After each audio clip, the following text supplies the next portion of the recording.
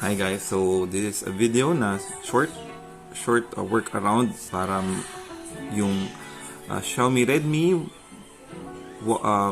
Watch 3 Active nyo na naka-pair sa iPhone is pwedeng matawagan through Messenger. So actually hindi siya gumagana sa Android, hanap ako pa na workaround. Actually na-discover namin to by accident.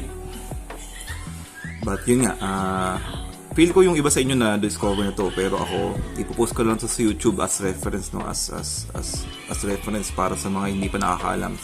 So itong smartwatch mo na Redmi is kailangan naka-pair sa isang iPhone. Tapos tignan nyo, tapos syempre kung sino man yung tawag, kahit ano na yun, no.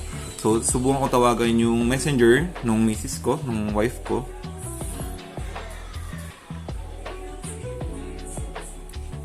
Ayan, so kita nyo, no? Hindi siya nagpa-prompt, no? Ayan.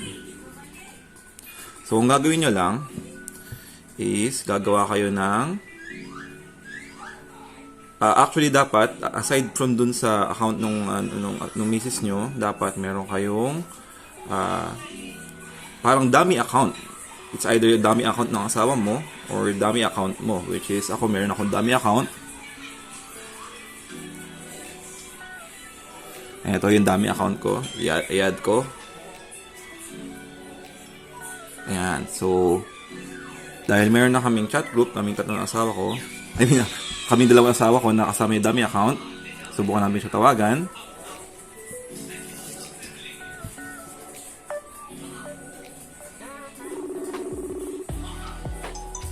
See?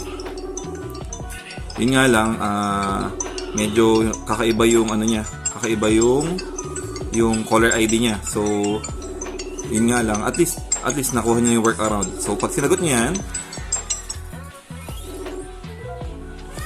ayan. So, kita niyo naman. So, nag-feedback siya.